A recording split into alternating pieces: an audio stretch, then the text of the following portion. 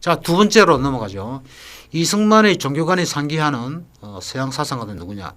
오거스틴과 아퀴나스입니다. 이승만은 독립정신에서 중세 서양 종교 사상가들은 이 오거스틴이나 아퀴나스를 물론 금형하지는 않습니다. 한 번도. 그렇지만 이승만의 신념과 주장이 이런 서양의 종교 사상가들을 상기한다는 것이죠. 자, 왼쪽 사진은요, 세인트 오거스틴입니다. 이 사람은 오늘날로 이야기하면 알제리입니다. 알제리. 북아프리카에 위치해 있는 알제리 출신 사람이죠. 그리고 오른쪽에 있는 사람은 13세기 이태리 신학자였던 성 세인트 아퀴나스입니다. 자, 이 오거스틴에 대해서 잠깐 제가 소개를 하겠습니다. 뭐 4, 5세기에 살았던 사람이죠. 오거스틴이 표방한 신앙, 종교의 지위는 이성 또는 과학, 철학이라 해도 되겠어요. 보다 절대적으로 우월하다. 그는 하나님에 대한 신앙이 인간과 세상의 모든 가치보다 우월하다고 본 사람이고, 이성이란 것은 오직 이 신앙의 범주 안에서 말할 수 있는 부차적인 문제다. 이성은 자기 완결적인 것도 아니고 독립적인 것도 아니고 독자성도 없다는 것이죠. 그 이성이 자기 완결적인 것이 되고 독립적인 것이 되고 독자성을 가진 것이 되려면 신앙의 지도를 받아야 된다는 것이죠. 신의 도성에서 그런 취지의 이야기를 합니다. 이 책의 10권에 보면 이제 마지막 권으로 기억됩니다만, 이 책의 10권을 보면요, 이런 이야기를 합니다. 제 이야기를 보고 굉장히 놀랬고 흥미로웠습니다만, 소크라테스는 예수 그리스도를 몰랐기 때문에 예수 그리스도보다 500년 전에 살았던 사람이 소크라테스죠. 그래서 그리스도를 만나볼 수가 없었겠죠. 그렇지만 그리스도를 몰랐기 때문에 지금 불지옥에서 고통받고 있을 것이다. 이런 얘기를 합니다. 왜 그렇습니까? 소크라테스는 이성을 평생 개발하고 활용하고 그걸 가지고 의지해서 살았지만 그리스도를 몰랐기 때문에 그리스도적 교화가 안 됐다. 그러니까 인간 구원이 안 됐을 거라는 거죠. 그러니까 소크라테스는 지금쯤 지옥에서 고통받고 있을 것이다. 물론 이렇게 말하는 그 오거스틴은요, 이성과 계시 사이에, 그러니까 철학과 믿음 사이에서 노골적으로 이 두 가지는 불일치가 있다, 서로 모순된다, 이렇게 노골적으로 그렇게 주장하지는 않습니다. 그렇지만 오거스틴의 책의 행간에 보면은 이성과 신앙 사이에서는 어떤 그 해결하기 어려운 그런 어떤 긴장 관계가 내재되어 있다는 것을 암시는 한다는 것이죠. 그리고 또 참고로 말씀드리자면 기독교 신앙을 가진 사람들은 자기 신앙을 옹호할 때는 철학적인 이런 어떤 그 논리도 필요하다, 이런 이야기를 합니다. 그래서 바로 이 대목을 보고 정치 철학자들은요, 오거스틴을 정치 사상가다라고 바로 요 대목을 근거로 해가지고 그렇게 이야기를 합니다. 오거스틴이 정치 사상가라는 거죠. 신학자이기 이전에. 기독교인의 신앙이 세상에서 문제가 될 때에는 이 기독교인은 철학적인 입장, 그건 말하자면 이성적 입장이죠. 이성적 입장으로 자기 신앙을 변화하고 정당화할 수 있다, 그런 얘기입니다. 자기 신앙을 정당화하기 위해서는 자연적 이성을 가지고 정당화해야 된다. 또 그럴 공간이 있다. 그래서 이제 이것이 오거스틴의 그 정치 사상가들이 주목하는 이유가 바로 여기 있다는 것이죠. 자, 그렇다면 이승만이 독립정신에서 우리에게 보여주는 오거스틴의 요소가 무엇이냐? 후록 제일 마지막에서 가장 잘 나타낸다고 생각되는데요. 그 오거스틴의 요소는 이겁니다. 기독교의 가르침을 근본으로 하지 않고서는 모든 배움, 모든 학문, 모든 과학, 모든 철학, 이런 것들 포함하죠. 모든 배움과 실천이 행동이죠. 모든 공부와 행동이 다 허사라는 거죠. 신앙을 그 밑에서 깔고 있지 않으면 이런 우리 학문이라든지 행동이라든지 하는 인간의 모든 행동은 다 의미가 없다, 헛일이라는 거죠. 첫째, 지도층과 백성의 여러 가지 실천 항목, 통상, 세학문, 외교, 국권, 의리, 자유, 이런 것들은 기독교를 근본으로 할 때 바람직한 일이고 가능하게 되는 일이다. 자, 후록에서 이승만은 이렇게 말합니다. 지금 세계에서 상등 문명국의 우수한 문명인들이 이러한 교의 가르침을 인류 사회의 근본으로 삼아서 나라와 백성이 다 같이 높은 도덕적 지위에 이르게 된 이유이다. 지금 우리나라가 우리 조선을 말하죠. 지금 우리나라가 이 쓰러진 데서 일어나려고 하며 썩은 데서 싹이 나고자 한다면 이 기독교로서 근본을 삼지 않고는 안 된다는 것이죠. 첫째, 세계와 상통하여도, 상통은 통상이라는 얘기입니다. 무역이라는 얘기예요. 세계와 상통하여도 참다운 이익을 얻지 못할 것이고 우리가 새로운 학문을 힘쓰더라도 그 효력을 얻지 못할 것이며, 셋째, 외교에 힘쓰더라도 다른 나라들과 더불어 깊은 정의, 우정과 우정을 이야기하죠. 깊은 정의를 맺지 못할 것이며, 넷째, 우리의 국권을 중하게 여기더라도 남들과 참으로 동등한 지위에 이르지 못할 것이고, 다섯 번째, 의리를 숭상하더라도, 의리는 정의라고 말을 해도 되겠어요. 정의를 우리가 숭상하더라도 한결 같을 수 없을 것이며, 여섯 번째, 자유 권리를 중시하려고 해도 모두에게 균등한 자유 권리의 방한 한도를 의미합니다.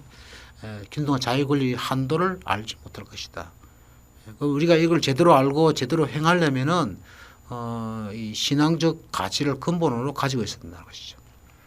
자, 우리는 마땅히 이 교로서, 기독교로서 만사의 근원을 삼아 각각 나의 몸을 잊어버리고 남을 위하여 일하는 자가 되어야 한 마음으로 받들어 영미등 각국과 동등하게 될 수 있을 것이다. 우리가 이 기독교를 가지고 이런 어떤 6가지 국가적 과제를 행할 때 우리는 발전된 문명국가인 영국과 미국처럼 언젠가는 동등한 나라가 돼가지고 문명을 누릴 수 있을 것이다. 이런 얘기죠. 자, 두 번째, 독립정신 25장에서도 우리가 오가스틴의 요소를 발견할 수 있습니다. 자유권리 방안이라죠. 이 앞장을 보면 24장은 백성은 자유로운 마음을 가져야 된다. 그렇게 그걸 논했어요. 그런데 그러면서 25장에서는 그럼에도 불구하고 이 무제한적인 자유로 허용해서는 안 된다. 그 얘기를 25장에서 합니다. 이승만은 새학문을 공부하여 그 힘으로 자유를 얻으면 자유할 줄만 알고 그 한도가 있는 줄을 모른다고 지적한다.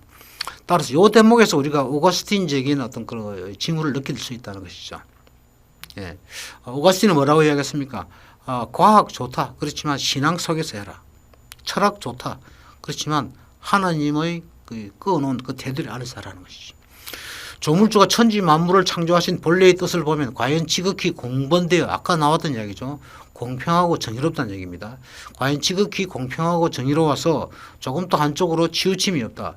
짐승들은 서로 제어하여 평균하게 하셨나니 모든 존재엔 그 자유함에 한정이 없을 듯 하지만 한정이 있다는 것이죠. 예를 들어서 고양이에게는 개가 있어가지고 고양이가 함부로 날뛰지 못하고, 개에게는 호랑이가 있어가지고 개가 함부로 날뛰지 못하고, 호랑이에게는 사자가 있어가지고 호랑이가 함부로 자기 자유를 남용하지 못한다. 그리고 또 사자에게는 사람이 있어가지고 이 사자가 함부로 자기 자유를 남용하지 못하고 제어가 된다는 것이죠. 그렇다면 사람은 누가 제어를 합니까? 짐승이 서로 제어되는 것이 자연적 이치인 것과 마찬가지로 사람도 누군가가 제어를 해야만 한다. 여기서 이승만은 인간의 무분별한 자유권 남용을 제어하는 것이 천지 만물을 창조하신 조물주 하나님의 뜻이라고 말을 합니다. 구체적으로 사람을 제어하는 데는 국법이 있고 규칙과 제정이 있다는 것이죠. 그리고 나라들의 자유로운 행위를 제어하는 데는 국제공법이 있다. 이렇게 얘기를 합니다. 예, 이것이 하나님의 공평하고 정의로운 뜻이다. 예, 이런 얘기입니다. 우리가 보아서 이승만이 여기서 인간의 자유로운 행위는 반드시 하나님에 대한 믿음 속에서 제어되어야 한다고 설파한 오거스틴을 상기한다. 이것은 24장의 취지에 대한 일종의 안전장치를 마련할 필요를 느낀 이승만의 방책이라 생각된다. 그 자유를 진정한 자유라고 만들 수 있는 것은 절제가 있는 자유가 돼야 되겠죠. 바로 그것을 위해서는 무분별한 자유는 컨트롤해야 된다는 얘기입니다. 그 얘기를 지금 25장에서 한 거예요. 자, 나중에 그 2부에서 제가 토크빌 이야기하면요. 토크빌도 이런 이야기를 합니다. 자유의 폐단이요. 빨리 온다는 거죠.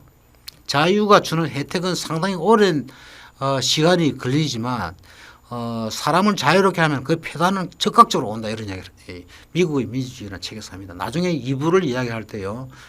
이야기를 하겠습니다. 그러니까 토크빌이나 이승만이나 공통된 점이 있다면 뭡니까? 자유는 귀하고 소중하지만 절제된 것이어야 한다는 것이죠.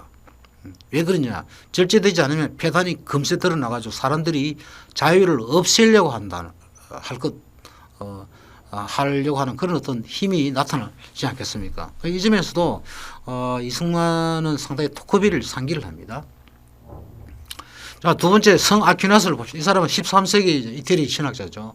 오거스틴과 달리 아리스토텔레스주의자로 신학적 경력을 시작했던 아퀴나스는 신앙과 이성의 지위를, 종교와 과학의 지위를 50대 50으로 대등하게 분배를 하려고 했어요. 그러니까 오거스틴 같은 경우에는 신앙의 견지에서 이성을 흡수하려고 했죠. 우리가 요즘 뭐 흡수통이다 이런 말을 많이 합니다만 신앙이요 이성을 흡수해야 된다는 거죠. 그것이 바람직하다는 것이죠. 그게 오거스틴적인 요소라면 아퀴나스적인 요소는 뭡니까? 신앙과 이성은 서로 대등하다는 거예요. 한쪽이 한쪽을 흡수해서는 안 된다는 겁니다. 바로 그 오거스틴 요소의 핵심입니다. 그러니까 신앙과 이성은 결국 뭡니까? 서로 배척하는 것이 아니고 서로 협조관계에 있다는 것이죠. 그 철학은 신학을 돕고 반대로 신학은 철학을 돕는다. 또는 또 다른 관점에서 이야기하면 신앙은 과학을 돕고 또 반대로 과학은 신앙을 돕는다. 서로 보완적인 관계에 있기 때문에 그렇다. 그것이 이제 아퀴나스적인 생각이라는 것이죠. 그러니까 이승만의 아퀴나스 요소를 우리가 이야기할 때 가장 핵심적인 명제가 뭐냐? 이겁니다. 하나님은 인간의 이성과 과학적인 활동을 지지한다는 것이죠. 인간의 자유로운 이성적 활동과 과학적 활동을 지지한다. 그것이 아퀴나스 요소라고 할 수가 있다는 것이죠. 단 이것이 신앙과 모순돼서는 안 되겠죠. 신앙과 모순되지 않는 한도 안에서 하나님은 자유로운 이성과 과학의 인간 활동을 지지한다. 제가 본 이승만의 아퀴나스 요소는 독립주의에서 구장과 후록에 서 있었다. 첫째, 구장을 보면은요, 백성이 깨이지 않으면 나라를 보존할 수 없다. 보존이라고 했던 것 같아요. 제가 보존이라고 썼네요. 뭐 뜻은 뭐 비슷하군요. 하나님의 이 천지 만물을 창조하신 뜻을 살펴보면 하나도 버릴 것이 없고 모든 사람에게 쓰임이 되게 하셨다. 다만 사람이 다 알지 못하여 사람이 머리가 짧아서 항상 지식의 정도를 따라서 계명도 하는데 지식이 많으면 계명이 많이 되겠고 지식이 짧은 계명이 되겠고 그렇죠. 이는 여러 말로 설명할 필요도 없다. 그러니까 사람이 많이 계명이 되려면 연구를 많이 하고 생각을 많이 해야 되겠죠. 예. 지금 서양 사람들은 지식을 발전시켜서 남이 모르는 것을, 여기 남속에는 우리 동양 사람, 특히 우리 조선 사람이 들어가겠죠. 남이 모르는 것을 먼저 알아냈으므로 가장 장하다라고 할 수 있겠지만 그 실상은 하나님이 사람의 쓰임을 위하여 만드신 물건의 만분의 1도 아직까지 다 알아서 쓰지 못하고 있다. 아무리 서양 사람이 문명 개화가 됐다 하더라도 아직 하나님의 뜻을 다 캐내기에는 아직까지 뭐 조족지혈이다 그 얘기죠. 천지를 창조하신 조물주께서 5만 가지 물건들을 다 만드신 이유는 전적으로 사람들이 필요에 따라 쓰게 하려고 하나도 버릴 것이 없게 하신 것임을 짐작할 수 있을 것이니 이 어찌 대수롭지 않게 여겨 내버려 둘 것이라겠는가. 자, 여기서 지금 무슨 이야기를 합니까? 우리가 천지 만물을 창조하신 하나님의 뜻을 알려면 과학과 이성적 활동을 해야 된다는 것이죠. 그래서 지식을 우리가 만들어야 된다는 것이죠. 그것이 하나님의 뜻을 알아가는 길이다라는 것이죠. 그러니까 우리가 뭐 물리학자는 물리학을 또 뭐 생물학자는 생물학을 또 지리학자는 지리학을, 그러니까 모든 학자들이 개별 과학을 할 때 열심히 해서 새로운 지식을 찾아내지 않습니까? 만들어내지 않습니까? 다 그것이 하나님이 만든 뜻을 갖다가 하나씩 알아나가는 그런 계명하는 과정이라는 것이죠. 그런 것들이 아퀴나스적인 요소를 우리에게 상기한다는 것입니다. 예. 두 번째, 후록 중에 두 번째 항목에 보면 세 항목 구절이 나오는데요. 흥미롭게도 그 후록 중 그 둘째 구절을 보면은 세법이라는 말을 씁니다. 뉴로 이런 뜻으로도 생각할 수 있겠습니다만 세법이라는 말이 새 학문이라는 말하고 같은 뜻으로 이렇게 쓰는 것 같아요. 그 어떻게 새로운 법이 새 학문이냐 이런 의아한 생각이 듭니다만 일단은 그런 뜻으로 쓰는 것 같아요. 세법 또는 새 학문으로서 각각 몸과 마음, 집안과 나라를 보존하는 근본을 삼아야 한다. 우리가 새로운 학문, 이게 서양 학문입니다. 동양 학문이 아니고요. 우리가 서양 학문을 배우고 그것을 따라서 나라와 집안을 보존하는 근본을 삼아야 한다. 나라의 근본을 세우려면 새로운 학문을 배워요. 서양 학문을 배워야 한다는 거죠. 굉장히 재밌는 주장이죠. 그 구학문, 그러니까 뭐 중국의 통감이나 사략이나 뭐 도학 뭐 이런 것들 구학문이죠. 중국에서 나오는 거, 동양에서 나온 거. 구학문을 버리고 새 학문, 서양의 학문을 철저하게 배워서 나라를 보존해야 한다는 것이죠. 오늘날 동양학을 하는 사람들은 이런 주장에 대해서 좀 반감과 거부감을 가지고 있을는지 모르겠습니다만은, 그 20세기 초의 그 성각자 이승만이라는 성각자는 그렇게 서양 것을 배워야지 나라를 세울 수 있겠다. 보존할 수 있겠다. 가장 중요한 것은 여기에서 이승만은 교화, 기독교 예절과 인륜을 가르친 대로 하는 것과 동시에 이성, 서양문이 내포하는 과학적 이성, 나라 보존이라는 실천적 의성을 최고도로 발전시켜야 한다라고 주장한다는 점입니다. 우리가 나라를 발전시키고 독립을 유지하기 위해서 이 새로운 학문이 필요하다면 이런 학문을 갖다가 학문할 때는 그 학문이 가지고 있는 독자성, 자율성 이런 것을 갖다 학문적 자유 이런 걸 갖다가 우리가 가지고 있어야지 학문이 발전하겠죠. 그렇다면 우리가 아퀴나스적인 지평 속에서 있어야지만이 그렇게 할 수 있을 거예요. 그래서 그런 점에서 이승만은 이런 대목에서는 개별 학문의 가치를 역설하는 이런 부분에서는 아퀴나스적인 요소도 역시 우리에게 상기한다. 이것이 제가 말씀드리고자 하는 취지입니다. 자, 이승만의 목표가 무엇이겠느냐? 새로운 학문을 배워서 제 나라의 이익이 뭔지 배우고 남의 나라에 제 나라의 이익을 빼앗기지 않고 그 이익을 우리의 이익으로 삼는 것이 이승만의 목표라는 것이죠. 자, 자기 나라의 이익이 뭔지 배운다. 어떻게 할까요? 만약에 경제학을 공부하는 서양 경제학도 동양 학문이 아니고 서양 학문이죠. 서양에서 개발된 경제학을 배우면 국가의 이익, 국익이 뭐다 이런 걸 배울 수 있겠죠. 저는 정치학과 정치학도입니다만 저도 학부 때부터 배운 정치학에서 국가의 이익이 뭐다, 내셔널 인트레스트 이런 걸 배웠습니다. 이런 걸 배웠어요. 그러니까 정치학을 배워도 경제학을 배운 사람처럼 국가의 이익이 뭐다, 국가의 손해가 뭐다 이런 개념을 정립할 수가 있습니다. 마찬가지로 사회학자도 그리고 행정학을 배운 행정학자도 또 경영학을 배운 경영학자도 신문방송학을 배운 신문방송학자도 각자 자기 개별 학문의 입장에서 국가의 이익이 뭐다 정립할 수 있으리라고 생각됩니다. 또 법학을 특히 공법이나 민법, 형법 이런 걸 법에도 여러 가지 브랜치가 있겠습니다만 이런 그 법을 전공한 법학도들도 법학적 견지에서 보면 국가의 이익이 뭐다 이런 걸 정립할 수 있겠죠. 그 국가의 최고 지도자에게 제가 법학도의 견지에서 볼 때 우리의 국익은 이것입니다라고 최고 지도자에게 건의를 할 수 있겠죠. 그것이 타당하다 싶으면 지도자는 그걸 수행해서 나라를 이끌어갈 수 있겠죠. 국법, 국제법이죠. 통상 자기 나라의 역사와 지리, 중국의 역사나 경서가 아니라 세계의 형편, 정치, 풍속, 천문과 지리 등을 알게 해주는 신문과 월보를 우리가 보아가지고 세상 형편을 알자는 거죠.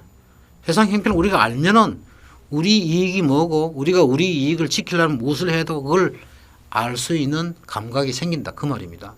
그리고 또 조금 더 이제 전문적으로요. 물리학, 철학, 화학, 수학, 법학, 의학, 농학, 상학, 경제학, 정치학 등의 서양 학문을 우리가 배워야 된다. 이런 걸 배우면 우리 이익도 알고 우리 이익을 지키려면 어떻게 해야 된다. 그것도 알 수가 있다. 그런 이제 취지죠. 그런데 이 대목에서 철학이라고 하는 표현이 나오는데요. 저는 이 후록을 읽기 이전까지는 철학이라는 표현이 한 군데도 가지고 그동안 좀 정치 철학에 관심을 가지고 있었던 제 입장에서 상당히 좀 의아하고 약간은 조금 실망감을 안고 책을 읽을 수밖에 없었는데 후록에서 비로소 이 철학이라고 하는 표현이 나와서 상당히 반가웠습니다. 이승만이라고 하는 이 성각자가 철학을 배제한 것이 아니구나라는 걸 이 대목에서 제가 알게 됐습니다. 그래서 상당히 반가웠고요. 철학을 배우면 또 철학자들도 우리의 국가의 이익이 뭐다. 그걸 갖다가 개념을 정립할 수 있다라고 생각해요. 예. 그러면 최고 지도자가 철학자들을 기용을 해가지고 당신이 볼 때 우리 이익이 뭡니까? 예, 제가 볼 때 우리 이익은 이것입니다라고 진언할 수가 있겠죠. 예. 자, 가장 구체적으로 이승만은 이런 이야기까지 합니다. 서양의 광산학, 여러분들 광산이 뭔지 알죠? 예. 광산학, 해군, 전선과 우체, 나무 베기와 나무 심기 기술, 기계 조작하는 방법, 관세를 징수하는 방법, 물건을 제조하는 방법, 제조업, 수출하는 방법 이런 것들까지 우리가 다 서양에서 배워야 된다는 것이죠. 왜? 동양에서는 이런 분야에 관한 지식이 없기 때문에. 없기 때문에 우리가 서양에서 지금까지 우리의 이익을 다 빼앗겼지 않느냐. 중국은 중국대로 우리는 우리대로 우리의 이익들을 다 빼앗겼지 않느냐. 그러니까 우리의 이익을 갖다가 빼앗기지 않으려면 우리의 지하자원을 서양의 발전된 국가에 또는 다른 나라에 빼앗기지 않으려면 그것을 우리의 것으로 만들려면 우리가 이런 걸 다 배워야 된다는 것이죠. 우리가 관세가 뭔지 개념조차도 정립이 안 되고 관세를 징수하려면 어떻게 해야 되는지 그것도 잘 기술도 없고 이러니까 영국의 그 관세 징수관이 조선의 그 관세를 갖다 징수하고 그렇지 않습니까? 또 나중에 또 러시아 사람들이 와가지고 조선의 관세를 징수해가지고 하지 않았습니까? 그러니까 그 사람들이 그 중간에서 얼마나 그 돈을 갖다 착복을 했겠어요. 영국 사람은 영국 사람대로, 러시아 사람은 러시아 사람대로 우리의 국익을 착복을 해라고 하는 그런 방법을 통해서 뭐 반출을 시켜 나갔겠죠. 이승만이라는 사람이 그걸 보니까 이 너무나 참 개탄스러운 일이라는 거죠. 우리가 관세가 뭔지 개념을 정립하고 배우고 이해를 하고 관세를 징수하려면 어떻게 하는지 직원이 몇 명이나 필요한지 다 알아가지고 우리가 하자는 거죠. 우리 이거 빼앗기지 않고 지키자 그런 얘기죠. 자, 소결론입니다. 구장과 후록에 인용된 대목을 보면 그가 교화와 이성을 사실상 대등하게 배분해서 대등한 지위를 가진 것으로 간주하고 실행해야 한다는 아퀴나스 요소를 우리에게 상기한다라고 하겠습니다. 자, 조금 요런 이야기는 뭐 넘어가 되겠습니다. 제가 뭐 이 여백에서 잠깐 이런 여유를 한번 부려보겠습니다. 이왕 그 마키아벨리라는 이름이 나왔으니까요. 마키아벨리식으로 이승만에 대한 질문을 한번 하겠습니다. 이승만은 마키아벨리지 기준에서 볼 때 가장 위대한 인물인가? 가장 위대한 인물은 마키아벨리가 누구라고 했습니까? 모세나 그리스도 같이 종교를 만든 사람이라고 그랬죠. 이승만은 종교를 만들었느냐? No. 도입하려고 주장했지만 만들지는 않았죠. 그러니까 그런 점에서 보면은 이승만은 가장 위대한 인물은 아니라는 것이죠. 그렇지만 뭡니까? 가장 위대한 인물이었던 예수 그리스도를 수용해야 된다. 그 정신을 갖다가 우리가 교화로서 받아 수용해야 된다라고 생각했던 주장한 인물 아닙니까? 그러니까 예수 그리스도를 지지했던 그리스도 옆에 서 있었던 인물이다. 그러니까 동급은 아니라 하더라도 동료는 될 수 있겠죠. 그리스도랑. 우리가 그렇게 평가할 수 있겠어요. 그렇지만 또 마키아벨리 기준에서 2등으로 위대한 인물은 누구였습니까? 국가를 창건한 사람이었습니다. 이승만이라는 사람은 나중에 70대 나이에 이 대한민국이라는 나라를 창건했죠. 적어도 이승만은 위대한 인물 서열 2등에는 들어간다. 이렇게 우리가 볼 수 있겠어요. 그 다음에 여백 두 번째입니다. 이승만의 종교관과 연관해 생각해 볼 이건데요. 현재 한국 사회는 다종교 사회죠. 종교가 많습니다. 기독교, 불교, 유교가 서로가 그 뭡니까 뭐 경쟁한다라고 하면 너무 심한 얘기일지 모르겠습니다. 서로가 상당히 액티브하게 활동을 하고 있는 그런 나라죠. 다종교 사회입니다. 미국이라는 나라는 단일 종교죠. 기독교, 개신교가 압도적으로 우월합니다. 가톨릭도 물론 있고 심지어는 뭐 이슬람도 미국에서 이슬람인들도 있습니다만은 개신교가 압도적이죠. 그러니까 미국은 사실상 단일 종교 사회다. 저는 이렇게 생각을 합니다만 이 중 제가 보아서 기독교인들이 정치 사회적으로 우리나라에서 가장 활발하다고 저는 생각이 됩니다. 기독교인들이 불교인들, 유교인들보다도 더 정치적으로 사회적으로 활발한 것 같아요. 아마 이것은 이승만 대통령이 뿌린 씨앗의 결과가 아닐까. 저는 개인적으로 그렇게 생각합니다. 그리고 또 남자와 여자 중에서 종교를 수용하는 어떤 그런 그 매너를 보면은요, 아무래도 여성들이 좀 더 적극적이다라고 하는 건 제 개인적 관찰입니다. 미국을 한번 보죠. 미국에서는요, 이 리오 스트라우스와 이 정치 사상가인데, 유태인 정치 사상가인데요, 이 스트라우스주의자들이 많아요. 정계에도 있고 학계에도 물론 많고요. 일반 사회도 뭐 저널리스트 중에도 스트라우스주의자들이 있다고 생각이 됩니다만, 제가 봐서 미국에서 이 스트라우스주의를 추종하는 학자들과 정치인들은요, 종교를 대중의 영역이 됩니다. 엘리트는 종교를 그렇게 중요하게 생각하지 않는다 이렇게 보죠. 그 종교는 누구에게 중요하게 간주되느냐? 대중들에게 중요하게 간주된다. 미국 여성 언론인 니나 이스턴이라고 하는 분이 있어요. 갱 오브 파이브라고 하는 게 5명의 갱이라는 얘기죠.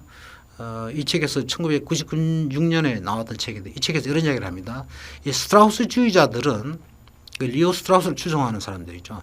이 스트라우스주의자들은 자신들을 위해서가 아니고 남들을 위해서 종교가 필요하다, 가치 있다 이렇게 믿는다 이렇게 이야기를 합니다. 상당히 그 인상적인 표현인데요. Straussians believe in religion not for themselves but for others. 나 같은 엘리트에게는 필요죠. 엘리트라고 하는 정신적, 지성적 엘리트죠. 지성적 엘리트에게는 종교가 굳이 그렇게 필요가 없다. 그렇지만 지성적으로 훈련될 기회가 별로 없었던 보통 사람들에게는 종교가 필요하다. 왜? 종교가 교화의 기능을 가지고 있으니까. 이런 믿음을 그들이 가진 것은 그들이 종교를 철학과 긴장관계에 있다고 보는 어떤 지성적 엘리트 의식을 가진 집단이기 때문이라고 저는 생각을 합니다. 그러니까 이성과 종교는 긴장관계가 있다. 이걸 갖다가 상당히 노골적으로 표현하는 집단이에요. 아까 제가 이야기했던 오거스틴의 이야기를 한번 상기해 보십시오. 이 오거스틴도 종교와 이성은 긴장관계에 있다. 이 사실을 알고 있었습니다. 5세기의 인물 오거스틴도 그렇지만 그걸 노골적으로 까놓고 이야기하지 않았어요. 그래서 상당히 에소테릭하게 조금 다소 비밀스럽게 이야기를 했을 뿐이죠. 그렇지만 알고는 있었다는 것이죠. 그 현대 스트라우스주의자들은 그걸 노골적으로 드러내놓고 이야기를 하고 있어요. 그러니까 현대 스트라우스주의자들은 5세기의 신학자였던 오거스틴과 바로 이런 점에서 노골성과 그 간접성에 있어가지고 좀 차이가 있다. 그렇지만 그건 뭐 미국의 스트라우스주의자들과 같은 그런 지성적 엘리트들의 이야기고 보통 미국 사람들은요 뭐 경제적, 사회적, 정치적 엘리트이든 아니든 엘리트이든 보통 사람이든 어떻든지 간에 기독교에 대한 의식은 종교에 대한 의식은 비슷하다고 생각됩니다. 우리 한국도 미국의 보통 시민들처럼요 우리나라에서도 엘리트층과 서민층, 보통 사람층이 있지 않습니까? 그러니까 한국의 엘리트나 한국의 서민들이 기독교에 대한 시선은 비슷하다. 이런 점에서 미국 보통 사람들하고 비슷하지 않느냐 이런 생각이 듭니다. 자, 이런 우리가 청년이 이승만처럼 기울어져가는 국군을 다시 이렇게 세우려면 무엇보다 조선의 엘리트가 제 역할을 못했기 때문에 이젠 백성이 못다한 엘리트 역할을 해야 된다는 것이죠. 그런 시대가 되었다는 것이죠. 자, 그것을 보는 것이 중요하다. 조선의 엘리트는 정치적으로 실패한 집단이므로 이제 백성, 대중이라고 할 수 있겠죠. 이제 정치에서 가장 1차적인 현상이다. 따라서 그들의 손에 무엇을 줘야 된다? 믿음과 확신을 줘야 된다. 그러니까 종교가 중요하다. 이런 것이 이승만의 신념이었다는 것입니다. 자, 세 번째로 넘어가겠습니다. 독립정신과 서양의 고대 정치사상가들. 이 대목을 마지막으로 보겠습니다. 자, 여기서 제가 말씀드리는 인물들은요. 투키디데스, 플라톤, 아리스토텔레스라고 하는 이 세 사람입니다. 이 순서대로 기원전 5세기, 또 5세기, 4세기, 또 4세기 이런 시대에 살았던 인물들이죠. 아마 여러분들이 플라톤이나 아리스토텔레스에 대해서는 익히 잘 알고 있을 겁니다. 아마 이분들의 책도 많이들 보셨을 것 같아요. 뭐 중고등학교서부터 뭐 대학 시절서부터 안 그러면 뭐 사회에 나와서부터 플라톤, 아리스토텔레스 책은 이런저런 거 봤을 것으로 저는 상상을 합니다만 아마 여러분들이 투키디데스는 아마 잘 모르고 별로 관심도 없을 거예요. 이 사람은 기원전 5세기인데요. 우리나라에서 사람인데요. 우리나라에서 저도 우리나라 초중고 대까지 대학교 뭐 대학원까지 이렇게 다 교육을 받았습니다만 단 한 번도 투키디데스의 투자도 들어본 적이 없습니다.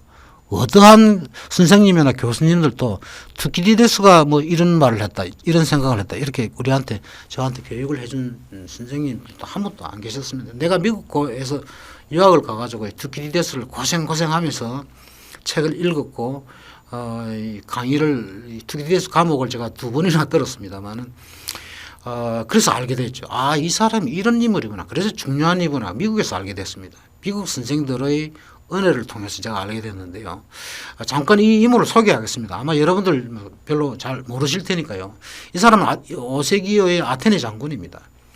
기원전 424년 아테네 동맹국 암피폴리스, 아테네의 영향권 아래에 있었던 국가였죠. 도시국가였죠. 암피폴리스를 방어하라는 명령을 받고 거기 출전을 했습니다. 배를 타고 이제 그 해군을 이끌고 출전을 했습니다. 그 암피폴리스에 도착하기 전에 적국이었던 스파르타의 그 지휘관 브라시다스라는 사람, 굉장히 탁월한 우리나라의 그 역사적으로 이순신 같은 그런 그 정도 준하는 적어도 준하는 그런 뛰어난 스파르타의 장군입니다. 브라시다스가 거기를 먼저 도착을 해가지고 암피플레이스를 점령을 해버립니다. 그 시민들이 브라시다스의 그 언변에 뭡니까 설득이 돼가지고 항복을 해버리죠. 그러니까 그 아테네에서는 뭐 난리가 났죠. 이게 방어하라고 보냈더니 네가 거기 도착도 하기 전에 스파르타에 빼앗겼다. 너는 책임을 진다 이래가지고 이 사람이 아테네 미히네에서 20년간 추방령을 받았습니다. 그래서 20년간 고향인 아테네를 떠나가지고 해외를 가다 전전하는 그런 어떤 인생을 보냈는데 나중에는 이제 풀려가지고 아테네 돌아와서 아테네에서 죽었습니다만 해외를 돌 때요 이 사람이 펠레폰네소스 전쟁사라는 책을 썼는데 이 책은 뭐 불멸의 이제 작품이 됐죠. 이 전쟁은 이제 그 1등 국가 스파르타 진영, 이 스파르타 1등 국가라고 말하는 건 군사력이 제일 세였다는 거죠. 진영과 신흥 강대국 아테네 진영과는 아테네는 이제 2등 국가였다는 것이죠. 당시만 해도 27년간 싸웠던 전쟁인데요. 기원전 431년에서 404년까지. 근데 이 개전부터 431년부터 411년까지 한 20년간을 투키디데스 기록하고 나머지 7년간의 기록을 못했습니다. 뭐 몸이 아파서 기록을 못했는지 다른 뭐 더 바쁜 일이 있었는지 그건 모르겠습니다만은 그 나머지 기록 못한 그 부분 나중에 크세노폰이라고 하는 또 다른 그 인물이 소크라테스의 제자죠. 크세노폰이라는 사람은 아마 여러분들 익히 들었던 이름일 겁니다. 그 사람이 나머지 그 7년을 헬레니카라는 책에서 그 전쟁에 대한 그 기록을 남기고 있습니다. 그 전쟁이 이 27년간 이게 스파르타와 아테네가 전쟁이 왜 났느냐? 아테네가 2등 국가였는데 페르시아 전쟁이 끝난 후 50년 동안 아테네가 무역과 상업 활동을 통해서 급속도로 국력이 어제 다르고 오늘 다를 정도로 빠른 속도로 국력이 성장을 했다는 것이죠. 그러니까 농업 국가였던 스파르타 수뇌부에서는 야 이러다가 언젠가 우리가 2등 국가로 전락하게 되겠다. 그러면 저 아테네 저 사람들이 상당히 제국주의적인 그런 그 생리가 강한 사람들인데 저 사람들이 우리를 정복을 해가지고 우리를 노예화 시켜서 우리를 갖다가 상당히 어렵게 만들지 않겠느냐. 그렇게 되기 전에 우리가 먼저 선제 공격을 해가지고 저 아테네를 군사적으로 굴복시켜가지고 우리가 지금 누리고 있는 이런 자유를 누리자. 그런 취지를 가지고 전쟁을 했죠. 그 27년간 전쟁하고 나서 결과는 어떻게 되느냐. 스파르타가 승리를 했어요. 아테네가 패전을 했습니다. 그래가지고 나중에는 뭐 잘 먹고 잘 살 걸로 생각을 할 수도 있겠습니다만 이 스파르타도 상처만 남은 승리를 하게 됐죠. 국력을 그만큼 쏟았다는 소진했다는 거죠. 그래서 나중에 이제 마케도니아에 있던 이 필립이라고 하는 사람이 그리스가 약화되어 있기 때문에 치고 내려와가지고 그리스를 다 점령을 해버리죠. 그런 결과가 생기는데요. 전쟁 원인이 뭐냐?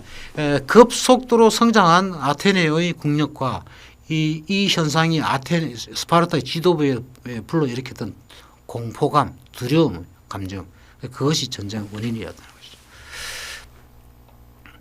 자, 그 투키디데스는 자신의 책을 모든 시대의 재산이라고 자부했고요. 그리고 이 자부가 실제로 현실적으로 입증이 되었고요. 지금 세계적 차원의 미중 갈등에서 미국 국제정치학자 그레이엄 앨리슨이 소위 투키디데스의 함정이라고 말을 만들어냈죠. 한 5년 전에 이 사람이 Destined for War, 그 전쟁의 불가피성 뭐 이런 책을 내가지고 이 책에서 Thucydides Trap, 투키디데스 함정, 그 1등 국가가 느끼는 유혹입니다. 이 구체적인 뜻은 1등 국가가 급속도로 성장하는 2등 국가를 갖다가 견제하려고 하는 어떤 그런 견제하는 심리가 유발하는 그런 그 함정이 빠지도록 한다는 거죠. 그 함정이 뭡니까? 전쟁이라고 하는 것이죠. 1등 국가는 2등이 너무 급속도로 바싹 치받아 올라오면은 전쟁을 하고 싶어하는 유혹에 빠진다는 것이죠. 그게 투키디데스 함정입니다. 중국 시진핑이요 앨리슨의 말을 활용해가지고 수년 전 한 국제회의에서 미국은 투키디데스의 함정에 빠지는 우를 범하지 마라 이런 그 경고성 발언을 한 적이 있어요. 그 말이 뭡니까? 먼저 너희들이 전쟁을 일으켜가지고 우리랑 전쟁하는 그런 어떤 우를 범하지 마라 그런 얘기입니다. 지금 현재 미국이 1등 국가고 빠르게 가파르게 치닫고 올라오는 2등 국가 중국인데 1등 국가가 불안감을 느끼고 2등 국가를 없애야 되겠다 생각하고 약화시켜야 되겠다 생각하고 먼저 전쟁을 하는 그런 어리석음을 범하지 말라 그런 뜻으로 했다는 것이죠. 자, 그렇다면 이승만 독립정신이 가지고 있는 투키디데스 상기 요소가 뭐냐? 투키디데스를 상기하는 부분 뭐냐? 이겁니다. 국제 정치가 국내 정치보다 더 중요하다는 것이죠. 개인의 삶과 행복, 개인의 불행한 것을 결정하는 것은 국내 정치적인 힘보다는 국제 정치 힘이 더욱더 무겁다는 거죠. 더 중요하다는 것이죠. 바로 그게 투키디데스적인 요소라는 것이죠. 독립정치 11장을 보면요. 이 타이틀이 천지 자연의 이치라고 하는 부분인데요. 천지가 하늘 천자 땅 지자입니다. 천지가 인사 사람 일이죠. 천지가 사람 일을 결정하고 사람 일이 국가사를 결정한다.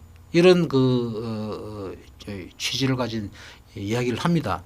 이 천지는 세상 형편을 상징하고요. 국가사는 물론 나라 일이죠. 그러니까 세상의 형편이 나라 일을 결정한다는 것이죠. 우리 형편이 우리나라 일을 결정하는 것이 아니고 세상의 형편이, 그러니까 세상 천지, 이 세계 국제 정치가 우리의 정치, 우리의 삶을 결정하더라, 그 얘기입니다. 세상 형편이 중요하다는 것이죠. 세상 형편이 국내 정치, 국가사를 결정한다. 이런 주장의 이 대목에서 이승만은 투키디데스와 같은 고대 철학적인 역사가를 상기한다는 것이죠. 자, 두 번째 20세기 투키디데스라고 우리가 뭐 말할 수도 있겠습니다만 리오 스트라우스라고 하는 유태인 출신 정치 사상가가 있습니다. 이 사람이 64년도에 시티 앤드 맨, 도시와 인간이라고 하는 유명한 책을 썼는데요. 정말 명저입니다. 저도 이 책을 보고 참 아둔한 머리를 많이 깨게 됐는데요. 이 사람도 투키디데스의 기본적인 어떤 그런 국제 정치적인 관점 이런 걸 갖다가 수용하는 그런 어떤 개성자죠. 투키디데스와 스트라우스가 공유하는 사상은 국제 정치, 전쟁이나 국가 간 갈등과 같은 그런 현상이죠. 개별 국가의 운명뿐만 아니라 개별 국가에 사는 개인들의 자질 향상과 삶의 운명에도 큰 영향을 미친다. 이렇게 생각했다는 것이죠. 이 영향은 모든 고상한 활동, 노블 액티비티를 하기 이전에 가장 1차적으로 운명을 결정한 그러한 성격을 가진 것이다. 따라서 종교나 철학과 같은 인간의 고상한 활동은 이러한 국제정치의 1차적 성격 앞에서 무력하거나 오직 2차적인 중요성만 가질 뿐이라는 것이죠. 철학, 종교 다 인간의 고상한 측면 아닙니까? 인간의 이성과 인간의 영혼을 갖다가 담당하는 부분이 철학과 종교 아닙니까? 고상한 것이죠. 그러니까 인간 정신을 반영하는 거니까 고상하지만 전쟁과 같은 이런 국제정치적인 이 사건 앞에서는 무력하거나 2차적이라는 것이죠. 전쟁은 인간성이나 지성, 덕, 정의, 도덕, 윤리를 무력하게 만들거나 2차적인 것으로 만든다. 바로 이런 아이디어를 20세기 정치 철학자 리오 스트라우스는 2500년 전의 철학적인 역사가 투키디데스와 공유하고 있는 생각이라는 것이죠. 그런데 그들에게만 국한되는 이야기가 아니고 20세기 조선의 성각자였던 이승만도 그러한 생각을 공유하고 있다는 것입니다. 자, 세 번째, 독립정신 중의 26장은 물론 27장에서 51장까지 이 25개 장이 국제정치가 국내 정치를 좌우한다는 논의를 다 담고 있는 것이죠. 사실상 이 26개 이 전체의 장이 다 투키디데스의 요소를 상기한다는 거죠. 그중에 가장 중요하다 싶은 게 이제 26장 대한의 독립 내력, 그리고 27장, 51장 중에서 34장, 42장, 46장, 48장인데요. 여기를 보면은 아까 이야기했습니다. 26장 대한의 독립 내력, 우리 한반도 우리 조상 선조들의 국내 정치의 능력, 그리고 또 국제 정치를 하는 능력, 그것이 잘 결합해 가지고 독립을 유지했다. 그걸 잘 하지 못했을 때는 독립을 상실하고 어려운 정치적 삶을 살았다. 그런 얘기 아닙니까? 27장에서 51장을 보면요. 19세기 초와 20세기 초 동아시아, 중국, 일본, 러시아 3국의 국제관계와 조선이라고 하는 이 4국이 주요한 행위자들이 돼가지고 벌어지는 그런 사건들을 기록을 했는데, 특히 이제 34장을 보면은 가보년전 한일청 3국의 관계, 이걸 이야기했죠. 중국은 자신이 어려울 때는 조선을 독립국이라고 말하다가도 자신이 또 형편이 좋고 편해질 때는 조선을 또 자기 속국이라 이렇게 말한다. 왔다 갔다 한다는 거죠. 일본은 이에 능력감을 느끼고 1884년 갑신정변이 실패한 후에 10년간 군사력을 길러가지고 언젠가 중국을 군사력으로 치어야 되겠다는 것은 그런 어떤 결심을 했다. 이런 얘기가 34장에 나오는데요. 이런 것들도 투키디데스적인 그런 어떤 뭡니까 국제 정치의 어떤 그 선결성, 국제 정치의 절대성 이런 것도 여기서 보여준다는 것이죠. 42장에 보면은 가보 을미 동안의 대한의 상황. 가보년에 국제적 칭송을 받을 정도로 조선은 개혁을 시도했지만 아무것도 몰랐던 조선의 백성과 엘리트가 합심이 안 돼서 이 가보 경쟁은 실패했다. 조선이 러시아에 기울자 일본은 국모를 시해하여 고종은 러시아의 공사관으로 파견했다. 이런 스토리를 42장은 담고 있는데요. 이것도 우리의 그 국제 정치가 우리를 갖다가 어렵게 했던, 우리 주변의 국제 정치가 우리 자신을 어렵게 했던 그런 상황을 얘기를 하고 있고, 그 다음에 그 46장은요, 러일 전쟁 개전 후 우리의 상황인데요. 러일 전쟁 승전 후 일본은 조선의 개혁을 강권했다. 이제 뭐 성전국이니까 못할 게 없죠. 러시아 세력은 물러가고 일본 세력이 힘을 얻었다. 세계는 대한의 독립을 위한다는 구실을 내세운 일본을 칭송했다. 일본이 그렇게 선전을 했다는 거, 전 세계. 우리가 순수한 우리의 이기적 욕심만으로 가지고 이 뭡니까 전쟁을 한 것이 아니고 이 조선이라는 나라를 우리가 보호하기 위해서 중국과도 전쟁했고 러시아와도 전쟁을 했다. 이렇게 선전하니까 그게 먹혀가지고 전 세계는 일본을 칭송했다는 거죠. 일본은 우리에게 헌이름을 높여줬다. 그리고서는 조선은 독립국이라는 거죠. 일본이 그런 어떤 그 뭡니까 선전을 했다는 것이죠. 독립국 조선을 우리가 보호해주기 위해서 전쟁을 했다. 그 얘기입니다. 그렇지만 그 독립국이라는 거는 말뿐인 헌이름이라는 거예요. 이승만이라는 선각자가 볼 때. 실제로는 독립이 안 됐죠. 종속돼 있죠. 누구한테? 일본한테. 그 일본은 그러면서 국제적으로 생색을 냈다. 그런 취지를 여기 담고 있습니다. 48장에 대한의 청일 삼국에게 해를 입었다. 조중조약에는 중국인들 서울 거리주가 정해져 있었지만 중국인의 예외를 허용받아 성 안에서, 그러니까 서울의 사대문이죠. 안에 장사하자 다른 나라들이 동등한 대우를 요구하자 조선은 그들에게도 양보하게 되자 결국 우리 상인들이 피해를 입게 되었다. 우리는 일본에 너무 의지하려고만 하다가 결국에 러시아 세력을 불러들였는데 이는 일본으로 인한 피해다. 러시아는 또 우리가 불러들였기 때문에 그들로부터 우리가 또 피해를 당했다. 결국 중국인들에게, 일본인들에게, 러시아인들에게 우리 조선은 많은 피해를 순차적으로 이렇게 피해를 겪었지만 따지고 보면 이승만의 취지는 이겁니다. 따지고 보면 이런 우리가 피해를 당했던 거 우리가 어리석어 가지고 이 국제 정치 돌아가는 형편, 세상의 형편을 우리가 몰랐기 때문에 우리가 불러들였던 피해다. 이것이 이승만의 결론입니다. 우리가 몽매하고 무지하고 무능력하고 했기 때문에 우리가 이런 피해를 순서대로 입었다는 것이죠. 그러니까 우리가 이제 이런 주변의 강대국들 사이에 피해를 입지 않고 우리의 이익을 챙기고 살려면은 우리가 세상 형편을 알고 몽매한 상태에서 벗어나자 이런 얘기입니다. 자, 네 번째 투키디디스 팩트가 이겁니다. 조선과 비슷한 폴란드 분할 사례를 얘기할 텐데요. 폴란드도 이 힘이 잔약한 그런 국가였다는 것이죠. 그러니까 인접한 강대 국가였던 프로이센, 오스트리아, 러시아가 서로 짝짝꿍이 돼가지고 1795년에 폴란드를 분할해가지고 영토를 분할해가지고 자기 나누어 가집니다. 그러니까 국제 정치의 힘이 폴란드라고 하는 국내 정치의 운명을 결정했다는 것이죠. 그러니까 나중에 이제 칸트가 등장합니다. 칸트가 영국 평화론 Perpetual Peace라고 하는 유명한 불멸의 작품을 남겼지 않습니까? 칸트가 왜 이 책을 썼느냐? 1790년대 왜 이 책을 썼느냐? 폴란드 3차 분할을 보고 1795년에 있었던 이승만이 독립정신에서 언급했던 여기 3차 분할입니다. 가만히 보니까 1차 분할, 2차 분할, 3차 분할 이 유럽의 열강들이 해도 너무 하거든요. 이 잔인무도하거든요. 아주 그냥 정글과 같은 그런 늑대와 같은 그런 짓을 하고 있단 말이에요. 이 칸트가 도덕적 moral indignation, 도덕적으로 분노를 느끼고 perpetual peace, 영구 평화론을 썼다는 것이죠. 폴란드와 같은 그런 약소국가도 생존할 수 있어야 된다는 것이죠. 이게 칸트의 생각입니다. 지금까지 칸트가 제가 조사를 해보니까 지금까지 역사적으로 4번 분할되었다고 하더라고요. 우리는 우리는 한 번 분할됐죠. 6.25 그러니까 광복 직전에 그죠? 광복 직후였나요? 그때 우리가 그 한번 분할됐죠. 멸강에 의해서. 독립정신에서 이승만 대통령, 청년 이승만이 이렇게 얘기한다. 폴란드는 300년 전에, 그러니까 지금 시점에 생각하면 400 몇십 년 전이겠죠.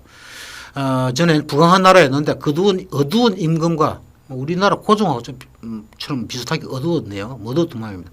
간악한 신하들이 그 권력을 믿고 백성들을 해쳤다. 그 결과 나라가 위태롭게 되자 아라사를 끌어들여 자기 백성들을 해치고 끝내는 자기들까지 피해를 입고 결국 나라가 없어졌다. 그러니까 임금과 신하들이 목매해가지고 나라를 빼앗겼다는 것이죠. 이런 스토리를 이야기를 하면 이게 폴란드 스토리가 아니고 바로 우리 스토리라는 것이죠. 그래서 이승만 이런 이야기한다. 요거는 뭡니까? 폴란드나 조선이나 열강의 힘이 뻗쳐가지고 우리의 운명은 거기에 좌우가 되는 그런 상황이 있었다. 자, 다섯 번째, 이 이야기를 뭐 너무 좀 학문적이라서 제가 뺄까 싶었는데 뭐 빼봐야 뭐 하겠나 싶어서 일단 넣었습니다.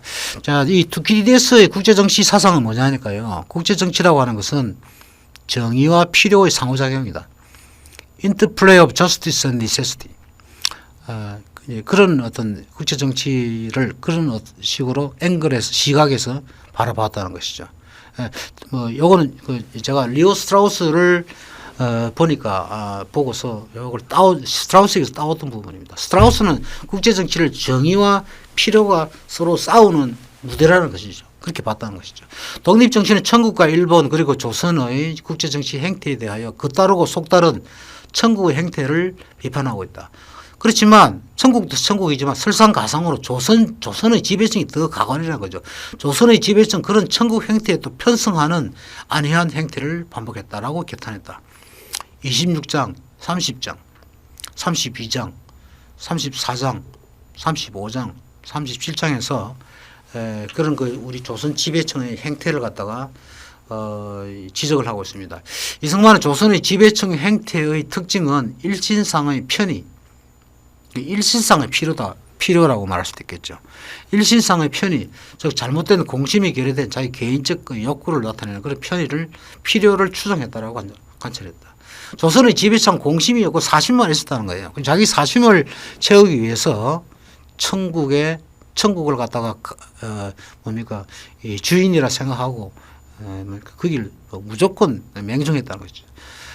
천국의 속마음, 근마음 이런 이야기를 했는데 여기서 근마음이라고 하는 것은 국제공법을 하는 거죠. 국제적 정의를 말하는 거예요. 즉 세계적으로 통용되고 준수되는 국제적 정의 차원이고 속마음은 천국과 같은 걸 각 개별 국가의 실익, 개별 국가의 필요, 개별 국가의 편의 이런 차원이죠.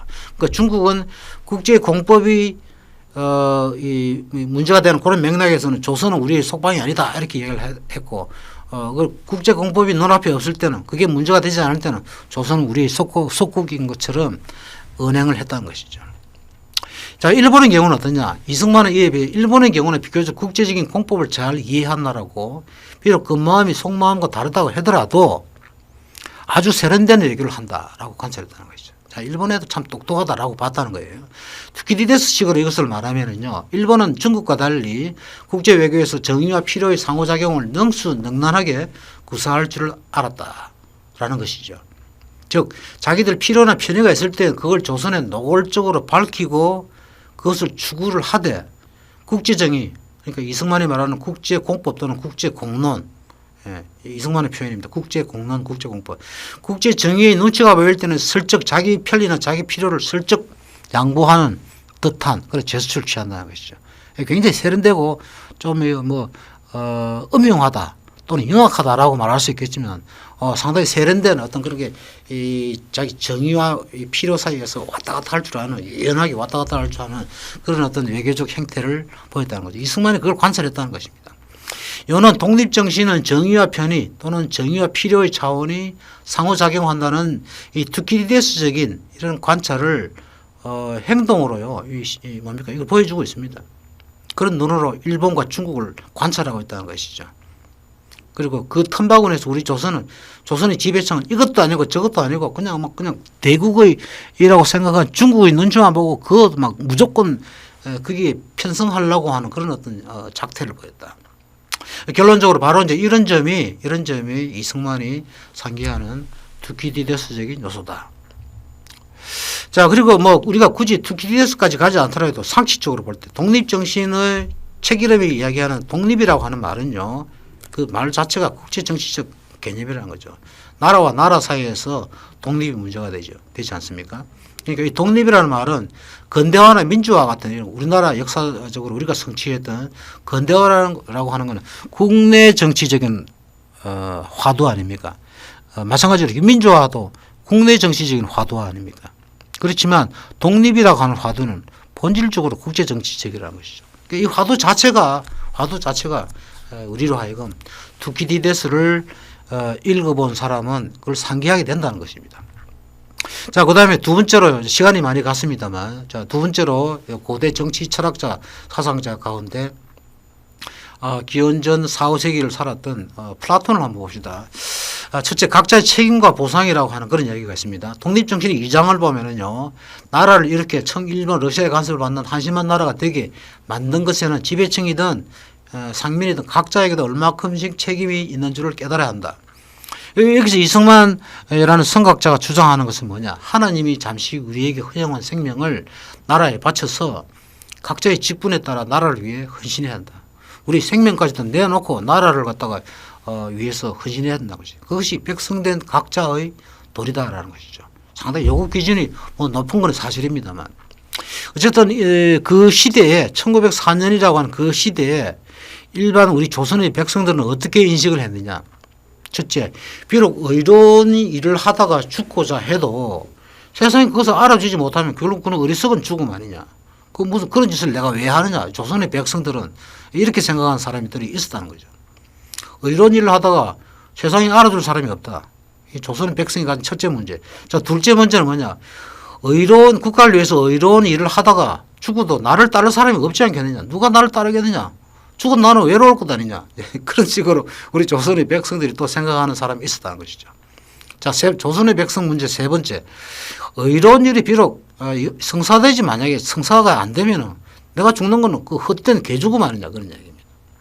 그 결론은 뭡니까? 국가를 위해서 헌신한다. 의로운 일을 한다. 이건 무의미한 일이란 것이죠.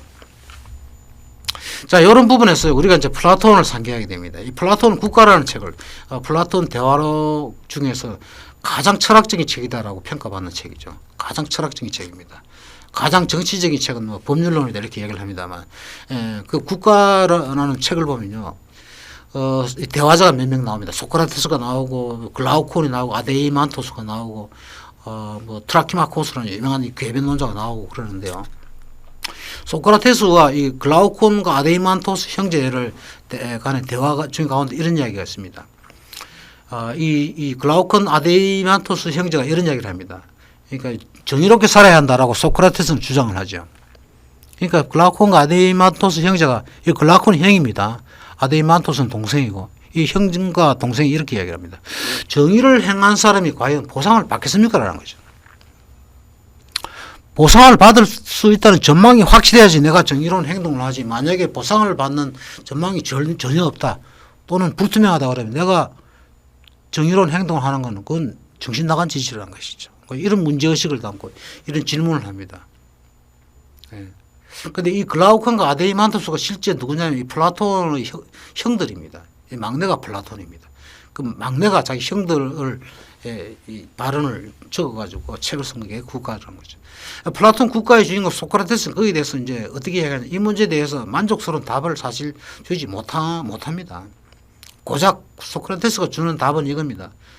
네가 정의로운 행동을 하는 정의로운 인간이라면 네가 나중에 천국에 가서 보상을 받는다는 거죠. 그런데 이 글라우콘과 아데이만토스가 듣고 싶은 답은 뭡니까? 천국이 아니고 뭐 지옥이라도요. 현재 내가 살아있을 때 내가 보상을 받겠냐. 그런 질문을 한 거죠. 소크라테스는 그런데 만족스러운 답을 못한다라고 저는 생각을 해요. 자, 이런 그 플라톤식 문제제기에 대해서 이승만은 어떻게 돌파하느냐. 독립정신을 보면요. 이 문제를 상당히 유창하고 굉장히 명쾌한 그 정치적인 레토릭으로 이 문제를 돌파를 합니다. 이승만은 그럼 어떻게 돌파를 했느냐. 자, 첫째 문제에 대해서 그 공분된 의를 행하면 공평하고 정의로운 그런 의행을 하면은 세상에 그 이름과 영광은 언젠가 드러난다는 것이죠. 언젠가 그 밝혀져 가지고 이름이 이 뭡니까 이 세상 사람들의 입에 오르내리고 그로서 영광을 누린다는 거예요. 자, 두 번째, 의로운 행동이라는 것은 뭐 남이 뭐 따라준다 하면 안 따라준다 그런 이유로 하는 것이 아니고 내가 좋아서 한다는 것이죠. 내가 이롭다라고 하는 행동을 내가 판단해 가지고 내가 하는 것이지 뭐 세상 사람들이 어렵다고 그러면 하고 세상 사람이 어렵지 않다라고 하면 하지 않겠느냐라는 거예요. 사람이 세상을 위해 일을 하면 일의 성사 여부는 중요하지 않다는 거죠. 일이 되든 안 되든 내가 이게 의롭다라고 생각하니까 하는 것이라는 거죠. 자, 세 번째, 천하에 공분된 의를 행하는 것이 천하에 좋은 일의 씨앗을 뿌린다는 거죠. 그렇게 되면은 내가 공분된 의를 행하다 비록 나중에 내가 실패하고 죽는다 하더라도 후세 사람들이 그 정당함을 인정하고 그걸 따라가서 간다는 것이죠. 이런 식으로 이제 이 조선의 백성들이 가진 그런 의구심을 반박하고 돌파해 나갑니다. 자, 두 번째, 독립정신 3장을 보면요. 자신의 직책을 다하지 못하면 화를 당한다. 이렇게 제목을 달고 있는데요. 여기서 이승만은 사심과 공심을 말하죠. 전자는 자기의 사역만 채우려는 거고 후자는 사회와 나라를 생각하는 마음을 의미한다. 이 역시 국가의 소크라테스가 강조한 정의로운 사람의 마음을 의미한다. 사심, 나라 안에 거짓말과 사탁함이 가득하다. 사지를 편히 놀리면서 세월을 게으르게 보내고 무엇을 배우거나 무엇을 하여 보려고 하면 할 수도 없거니와 하여서는 못하겠냐고 대꾸한다. 그러면서 아무것도 하지 않으면서 먹고 입으려고 하니 자인이 먹고 입을 수가 없으니 부득이하여 못된 일을 하려는 쪽으로 생각이 돌면서 하는 말이 공하면 못할 일이 없다고 한다. 공심, 이승만은 공심의 원인으로 계명과 교화를 강조한다.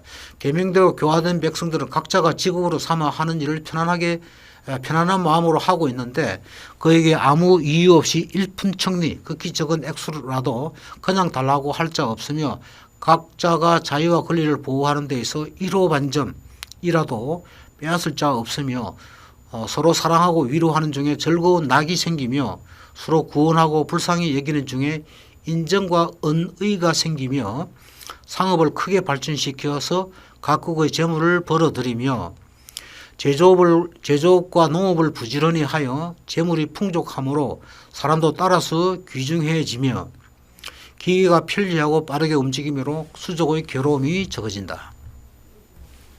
자, 이 독립적인 3장의 이제 플라톤 요소가 그렇다면 뭐냐? 이승만의 교화와 계명의 비중과 지위는 플라톤의 선의 이데아를 상기한다는 것이죠. 그 선의 이데아, the idea of the good. 예.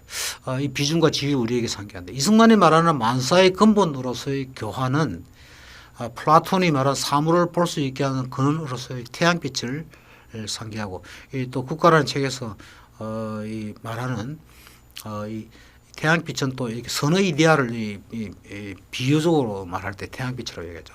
사람이 선행을 하도록 하는 머릿속 근원으로서의 선의 이데아라는 그런 요소를 상기한다. 예, 그런 면에서 플라톤의 3장은 플라톤의 선의 이데아라는 그런 어떤 그 주장을 우리에게 상기한다. 세 번째, 독립정신 15장을 보면요, 그 각국의 정치 제도를 이야기를 하는데 여기서 입헌정치 이야기를 합니다. 입헌정치 태제는 법률론을 썼던 플라톤의 법의 지배, rule of law, 이 개념을 상기해 준다.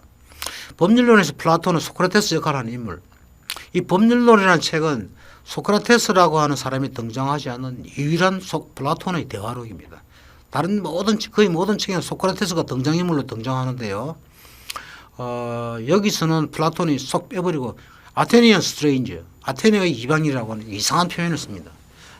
그 왜 썼겠느냐? 어떤 학자들이 그걸로 논평하기를 이 소크라테스라고 하는 사람은 철학자였지 정치가가 아니기 때문에 적절하지 않다. 정치 일을 이야기할 때는 빼야 된다. 그리고 이 사람은 너무 광신적인 사람이기 때문에 정치판에서 이 사람이 소크라테스가 들어가면 이 사람은 순교자가 될 것이다. 그러니까 정치 이야기할 때는 소크라테스 빼자라는 취지라는 겁니다. 그게 아테네 이방인이라고 하는 이름을 대신 넣었던 이유다. 이렇게 하는 학자가 있어요. 그러니까 소크라테스 역할하는 인물을 이걸 다음과 같이 말합니다. 법이 전복되고 권위가 없다면 국가는 파괴될 것입니다. 그러나 반대로 법이 정부의 주인이 되고 정부가 법의 노예가 된다면 이 국가는 안전하고 국가는 신이 준 좋은 모든 것을 향유할 것입니다. 그러니까 국가 위에 법이 있어야 된다는 것이죠. 그 이승만이 말하는 그 입헌 정치라고 하는 이 개념은요, 헌법을 만들거나 법을 만들어 놓으면은 임금도 마음대로 못 한다는 것이죠. 임금 위에 헌법이 있다는 것이죠. 그러니까 이것이 바로 이렇게 생각했던 부분에서 플라톤의 법률론을 상기한다라는 것이죠. 자, 마지막으로 이제 아리스토텔레스 요소를 한번 봅시다. 시간이 좀 흘렀습니다만, 첫째, 독립정신의 아리스토텔레스 요소는 15장에서 세 가지 정치제도의 구별이라는 대목에서 가장 잘 보인다. 여기서 이승만은 전제정치, 헌법정치, 민주정치하는 세 국가제도를 말한다. 모든 나라는 이 셋 중 하나다. 조선은 물론 왕정이니까 곧 전제정치 범주에 들어간다는 것이죠. 우리가 이것을 아리스토텔레스적인 요소로 보는 이유는 아리스토텔레스는 거의 정치학에서 국가제도를 왕국, 귀족국가, 민주국가로 분류했다. 그리고 요건 좋은 의미에서 국가고 나쁜 의미에서 타락한 국가는요, 왕국이 타락하면 참주국가가 되고, 귀족국가가 타락하면 과도국가가 되고, 민주국가가 타락하면 중후국가가 되죠.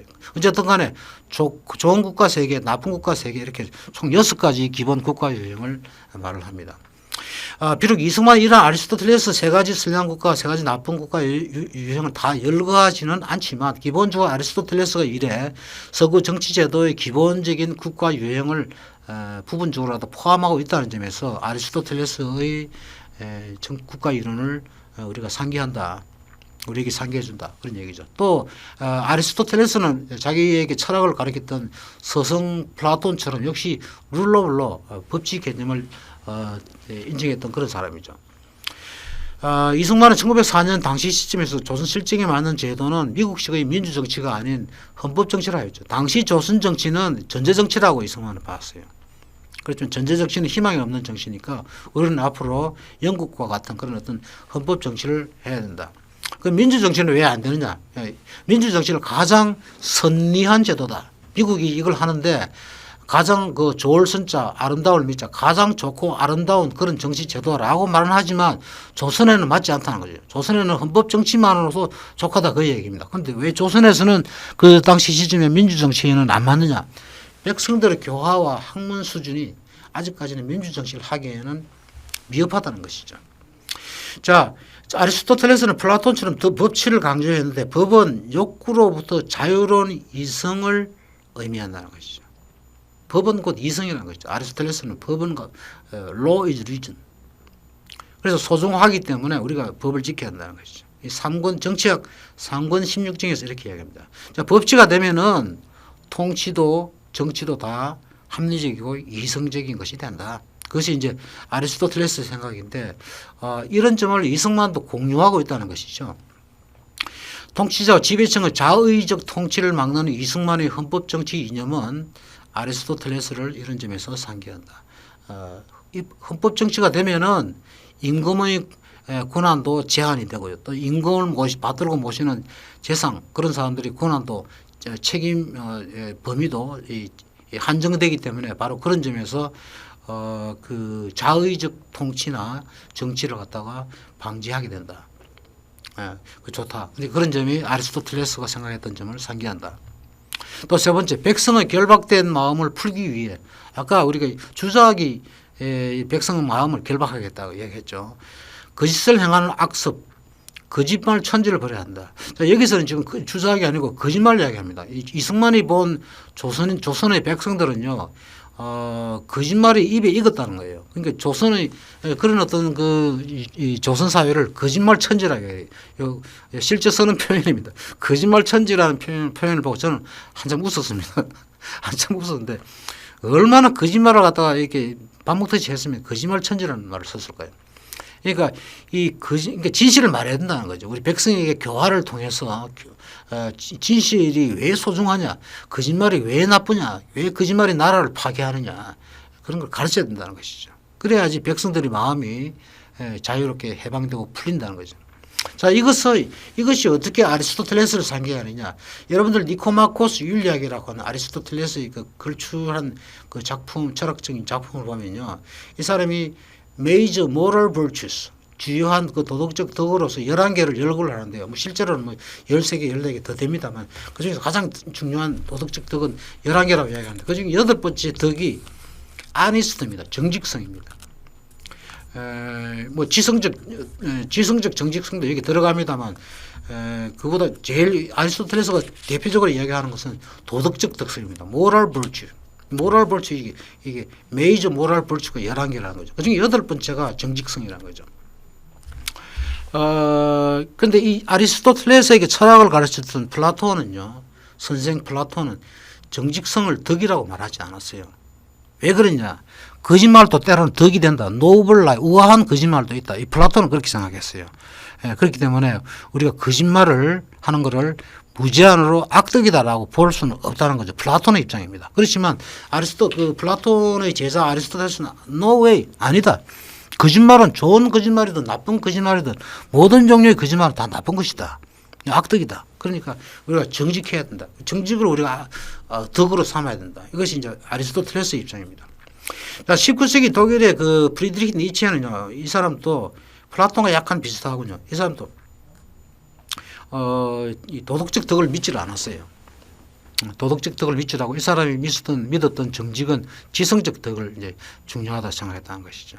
네, 그런 점에서 이제 니체는 조금 아리스토텔레스나 이승만과 조금 맥락이 다릅니다만 제가 CF 제가 참고하라는 뜻으로 이렇게 말씀을 드립니다.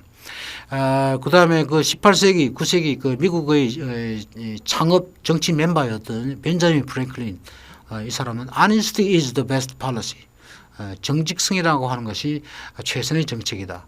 아마 이게 도덕적 덕을 말하는 것 같아요. 지성적 덕도 뭐 배제할 수는 없겠지만 1차적으로 프랭클린도 도덕적 덕성이 가장 최고의 행위 방침이다. 이렇게 생각을 한 것 같습니다. 이승만과 2000년과 서양 정치 사상 군이 아리스토텔레스. 자, 이게 더 필라소프라는 말을 썼습니다. 무슨 의미인지 이따 설명하겠죠. 이승만과 아리스토텔레스의 차이점이 뭐냐. 이승만은 첫째, 왕국과 참주 국가를 구별하지 않았어요. 모든 왕국은 이승만에겐 다 참주 국가입니다. 전제 국가입니다. 구별하지 않고 사실상 같은 것으로 간주했다. 그러나 아리스토텔레스는 구분했죠. 둘째, 귀족국가와 중후국가도 이승만은 언급하지 않았어요. 그렇지만 23장에 보면 정치제도는 백성 수준을 달려있다. 그 보면 아까 얘기했던 백성의 압제, 풍화라는 문제 나왔죠. 그게 일종의 중후국가의 모습입니다. 약간 맛배기로 중국국가의 모습을 보여줍니다만은 이승만은 상론하지 않죠. 이런 것이 약간 좀 차이라면 차이겠다. 자, 세 번째, 아리스토텔레스는 헌법 정치가 왕국, 귀족국가, 민주국가가 법치를 따를 때 가능하다고 보았다. 그러나 이승만에게 이런 구체적인 논의는 없다. 뭐 이런 것도 하나의 차이라면 차이를 할 수 있겠어요. 자, 오늘의 제일 중요한 하이라이트는 뭐냐? 이승만과 아리스토텔레스의 공통점이죠. 첫째, 전제정치 또는 참주정치. 전제정치는 이승만의 표현입니다. 전제정치와 민주정치의 면에서 이승만은 아리스토텔레스가 사용하는 개념을 그대로 쓰고 있다는 거죠. 그래서 요즘에 아리스토텔레스 상기한 점이고, 두 번째, 아리스토텔레스가 강조한 법치의 가치를 이승만 역시 강조하고 있다는 것이죠. 그래서 그 점에서도 그 이승만은 아리스토텔레스를 상기한다. 이승만이 아리스토텔레스를 상기한다라고 하는 것이 왜 중요할까? 아리스토텔레스라는 사람은 기원전 4세기 사람입니다. 그런데 이 사람은 2000년간 그러니까 기원 후 16세기까지 아리스토텔레스의 정치적 사상 철학적 권위가 인정이 됐어요. 2000년 동안. 그러니까 서양 사람들은 아리스토텔레스를 이야기할 때 그 이름을 쓰지 않을 때는 The philosopher 이렇게 썼습니다. 정관사 the를 써가지고 그 철학자라고 표현했습니다. 그 사람이 바로 아리스토텔레스입니다. 그 철학자. 그러니까 2000년 동안 서양의 지적 권위였다는 거죠. 그러니까 제가 말하고자 하는 점은 이겁니다. 서양의 그 지적 권위 중에 중요한 사람이었던 아리스토텔레스의 핵심 컨셉 중에 몇 가지를 이승만이 쓰고 있다는 거죠. 이게 상당히 소중하다는 거죠. 그러니까 앞으로 우리가 이승만의 정치 사상을 연구할 때는 아리스토텔레스를 걸고 들어와서 얘기할 수가 있다는 것이죠. 그것이 이승만의 사상을 발전시키는 길이다. 제가 그 포인트를 말씀드리고자 했습니다. 자, 결론을 내겠습니다. 이승만의 독립정신은 매우 인상적인 레토릭의 면에서 오거스틴을 상기하고 실제 그가 나라와 백성을 위해 강조한 여러 서양문의 가치를 강조할 때는 아퀴나스를 상기한다. 그렇지만 사실상 오거스틴과 아퀴나스 요소는 서로 모순적인 관계가 아니고 상황에 따라서 규정해야 될 문제임을 우리가 생각을 할 수가 있겠어요. 저 나라의 독립과 생존이 중요할 때는 독립 정치는 개별 학문의 그 가치를 갖다 의존해야 되니까 그런 점에서는 아퀴나스적인 팩트를 이승만은 강조할 수밖에 없는 또 그런 상황이 될 것 같고요. 그리고 또 그런 것보다는 백성의 그 마음을 갖다 자유롭게 한다, 교화시켜야 된다는 그것이 나라의 가장 중요한 근본이다라고 할 때는 이승만은 오거스틴에 기울어질 수밖에 없다. 상기한다. 그런 점을 말씀을 드립니다. 독립정신이 서양 고대 철학과 가지는 연관이 있어가지고 우리는 고대 그리스의 철학적 역사가 투키디데스를 상기하는 지점을 보았습니다. 그것은 국내 정치보다 국제 정치 요소가 정치적 자유 또는 독립 유지를 위해서 더 중요하다는 점입니다. 이 두 사람은 이 점을 공유하고 있다는 것입니다. 참고로 제가 말씀드렸던 현대 정치 철학자 리오 스트라우스 이러한 투키디데스의 문제의식을 계승해서 자신의 저서 도시와 인간에서 국가나 개인의 잠재력이 쉽게 극대화되기 어려운 것은 기본적으로 우리의 정치적 삶이 국제 정치로부터 근원적인 제약을 받기 때문이다라는 그런 관찰로 이 점을 정리를 하고 있습니다. 그리고 독립정신이 플라톤을 상기하는 대목은 우선 각자의 정의, 각자의 애국심이 눈앞의 보상을 위해서가 아니라 정의라는 크고 원대한 목표를 위해서라는 대목이었다. 다음으로 플라톤의 법률론의 법의 지배 개념은 독립정신 15장의 헌법정치와 공유되는 이념임을 우리가 오늘 보았습니다. 마지막으로 독립정신이 2000년간 서양의 정치사상을 사실상 지배해왔던 아리스토텔레스 상기하는 대목은 전제정치와 민주정치를 언급하는 대목이었다는 점, 그리고 아리스토텔레스가 플라톤과 공유하는 법치 이념은 이승만이 조선 현실에 맞다고 강조한 헌법정치 이념과 유사점을 가지고 있다. 이런 것도 우리가 오늘 짚어봤습니다. 자, 이로써 이승만의 독립정신은 118년 전 시점에서 서구적인 것이 우리의 정신적 삶 속에서 이미 깊이 들어와 있었다는 점을 지금 우리에게 상기한다. 이 점을 제가 말씀드리고요. 오늘 제 이야기를 여기서 마치도록 하겠습니다. 그 2부에 대해서 제가 간단히 말씀을 드리면요. 2부에서는 독립정신이 가지고 있는 서양 사상과의 그 연관 지점을 한번 다뤄볼까 생각합니다. 여러분 긴 시간 동안 이렇게 경청을 해 주셔서 감사합니다.